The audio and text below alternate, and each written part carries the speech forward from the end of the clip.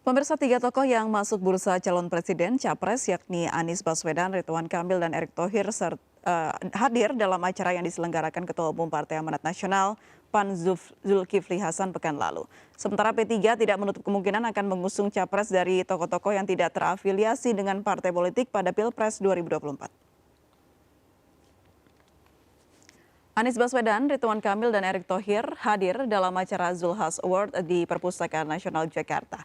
Kehadiran ketiganya pun dikaitkan dengan arah dukungan PAN di Pilpres 2024. Ketua Umum PAN Zulkifli Hasan mengatakan ketiga tokoh tersebut merupakan pemimpin yang berani berdialog dan berwawasan ke depan. Meski enggan mengatakan undangan tersebut terkait sinyal Pilpres 2024, Zulhas mengaku kehadiran ketiga tokoh tersebut dapat mencerahkan Indonesia ke depannya. Sementara itu P3 tidak menutup kemungkinan akan mengusung capres dari tokoh-tokoh yang tidak terafiliasi dengan partai politik pada Pilpres 2024. Kemungkinan itu disampaikan Wakil Ketua Umum P3 Arsul Sani saat merespon hasil survei indikator terkait simulasi 3 nama Capres-Cawapres 2024. Dari jajaran kepala daerah, ada sejumlah nama lainnya yang dinilai P3 berpotensi pada Pilpres 2024 mendatang, seperti Gubernur Jawa Timur Kofifa Indar Parawansa. Sementara itu, Wakil Ketua Umum Partai Nasdem Ahmad Ali menilai duet Anies dan Ridwan Kamil cukup diperhitungkan. Meski begitu, Nasdem belum menentukan pilihan dan terus melakukan komunikasi politik terkait pasangan yang ideal untuk 2024.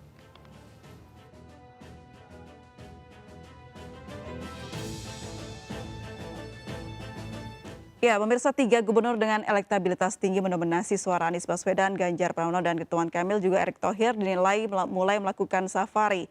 Benarkah para pemimpin daerah ini mulai merapat ke partai politik? Kita akan membahasnya lebih jauh bersama Parudin HM, pengamat politik. Selamat sore, Mas Parudin. Selamat sore, salam sejahtera untuk kita semua. Baik, Mas Parudin, ini melihat banyaknya kandidat potensial yang belum mempunyai partai politik. Apakah betul ini arah politiknya mulai mendekat ke partai politik karena ya tidak bisa menafikan harus mempunyai sarana untuk melaju ke bursa Capres 2024? Baik, sebetulnya kan ini kalau kita lihat lagi bahwa ini adalah hasil atau dampak dari adanya kesepakatan ya antara DPR dan pemerintah untuk menentukan atau menyepakati tanggal 14 Februari 2024 itu sebagai Pilpres ya.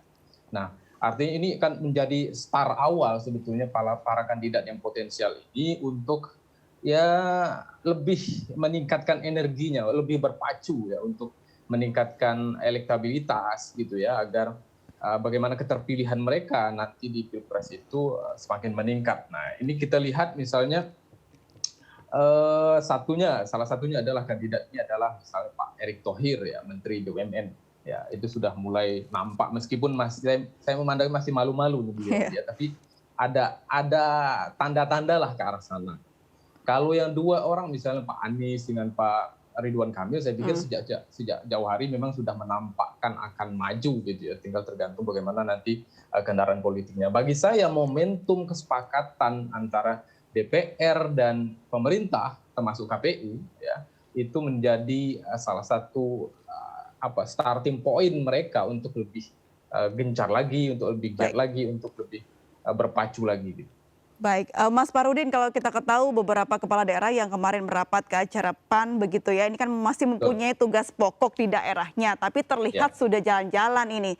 Nah, apakah ini bisa dianggap tindakan yang elok begitu, apalagi masih dalam masa jabatannya?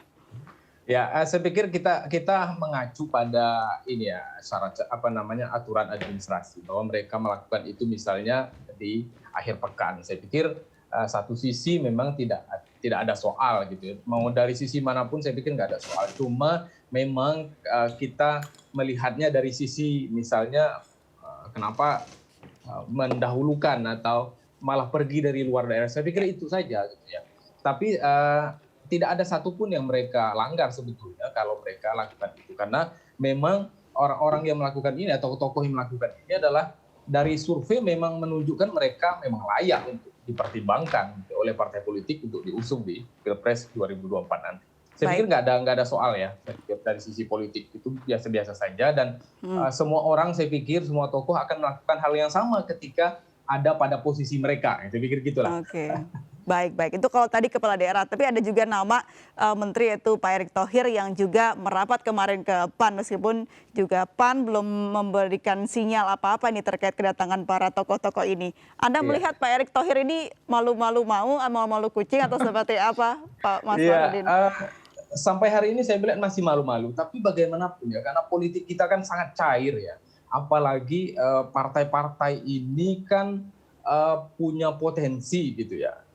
Kemudian tokoh-tokoh juga punya potensi dan ingat bahwa sebagian besar tokoh yang muncul dari survei itu adalah non partisan atau bukan dari kalangan parpol, kecuali misalnya di sana ada Pak Prabowo dan AHY gitu yang sebetulnya betul-betul menjadi pimpinan di partainya masing-masing. Selebihnya kan orang-orang yang bebas saya pikir ya, bisa dalam tanda petik berkelana, bergerilya kemana-mana bisa dilakukan. Dan itu sah-sah saja, apalagi ini kita sudah tahu bahwa Pilpres tanggal 14 Februari 2024. Nah, ini semakin berpacu nih mereka nih.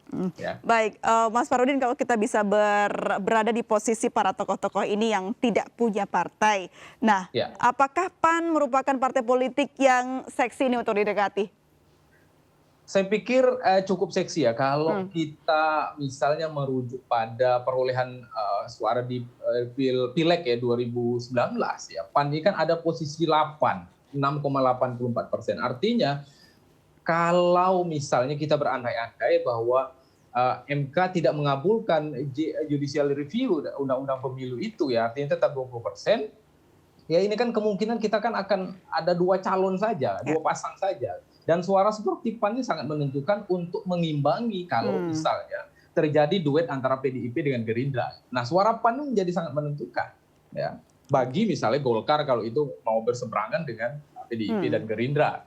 Kan Golkar ada 12,31% suaranya. Masih ada beberapa suara lagi yang harus ditambah agar memenuhi kuota 20%. Jadi bisa jadi bergening yang lumayan ya, Mas Farudin, untuk betul. Kecuali diambil MK begitu. mengabulkan. Nah, itu tadi dari sisi PAN-nya yang lebih dominan saya pikir nanti ya. Tergantung nanti bagaimana MK menentukan putusannya ya. Dari Mas Farudin sendiri sebagai pengamat politik, kalau melihat 3 tokoh yang potensial ini yang merapat ke PAN, kira-kira PAN, apalagi Zulhas, akan melirik kemana ini, Mas Farudin? Ya, saya pikir gini, kita melihatnya itu dari histori ya atau track recordnya mereka ya. Track recordnya PAN ini misalnya cukup dekat dengan kalau kita sebut AHY karena ada ikatan keluarga dan lain sebagainya. Kemudian kalau tidak salah misalnya bisa kita baca di Pilwako Bandung itu Ridwan Kamil juga salah satunya gitu misalnya juga didukung oleh PAN. Artinya Anies apalagi ya, Anies juga sangat dekat saya pikir. Jadi tokoh-tokoh selain Erick Thohir saya pikir masih ada peluang ya. Meskipun secara histori memang PAN mungkin lebih punya kedekatan dengan AHY, dengan Anies atau Ridwan Kamil dibanding Erick Thohir ya. Sampai hari dinamika hari ini yang bisa kita baca. Meskipun sekali lagi ini sangat cair ya, apalagi Erick Thohir juga dalam beberapa hasil survei juga muncul gitu ya dalam dan kita tidak pernah ada yang tahu ya bagaimana dinamika politik ini berjalan. Betul, dan sangat-sangat cair ya. Bisa jadi yang paling jauh itu yang akan dipinang begitu. Ya tergantung nanti bergaining di balik layarnya nih yang kadang-kadang ya kita tidak tahu gitu ya. Baik. Rupanya ini Mas Farudin tidak hanya partai politik saja yang lirik-lirik begitu ya, tokoh-tokoh yang potensial, tapi juga partai-partai politiknya yang juga melihat-lihat nih mana-mana saja yang bisa mungkin dipinang begitu. Contohnya tadi ada P3 yang mengungkapkan ini bagus ini pasangan Anies dan juga RK. Pendapat Anda seperti apa? Apakah P3 akan melakukan arah politik tertentu? Oke, misalnya Pak RK Ridwan Kamil kan punya sejarah yang baik nih ketika Pilgub Jawa Barat ya dengan P3, duet dengan wakilnya sekarang yang orang P3. Artinya historinya chemistry-nya sudah terbangun RK ini dengan P3. Kemudian Anies saya pikir juga ada faktor ideologis dan lain sebagainya juga sangat dekat ya. Artinya 2 orang ini saya pikir kalau dalam konteks P3 bisa dipinang lah saya pikir ya. Apalagi mungkin kemungkinan diduetkan bisa saja gitu kan. Terserah mau mana yang satu, mana yang 2 gitu. Tapi saya pikir sekali lagi kita bisa membacanya dari sisi histori bagaimana kedekatan tokoh ini ketika dipinang atau diusung oleh partai politik dalam kontestasi politik yang lain, misalnya Pilgub atau Pilwako yang seperti dilakukan oleh Ridwan Kamil. Dan itu sangat menentukan ya. Daripada punya bergaining baru, saya pikir kan bisa meneruskan yang lama juga sangat baik dilakukan karena sudah tahulah track record masing-masing. Baik, selain P3 ada juga Nasdem yang mengungkapkan atau memberikan sinyal-sinyal sedikit begitu terkait tokoh-tokoh ini. Ada tanggapan Mas Farudin? Oke, kalau Nasdem saya lihat kan kita bisa membaca sinyal Nasdem itu ketika membahas kasus formula gitu ya, Formula E ya kalau nggak salah di Jakarta. Bagaimana kita lihat para legislator dari Nasdem begitu berapi-api membela Anies. Ini saya pikir menjadi sinyal. Ya. Belum lagi sebelumnya ada pertemuan-pertemuan kalau tidak salah dengan Pak Surya Paloh yang dilakukan oleh Anies. Saya pikir ya kalau tidak ada sesuatu yang luar biasa, saya pikir Nasdem hampir pasti ke Anies. Ya.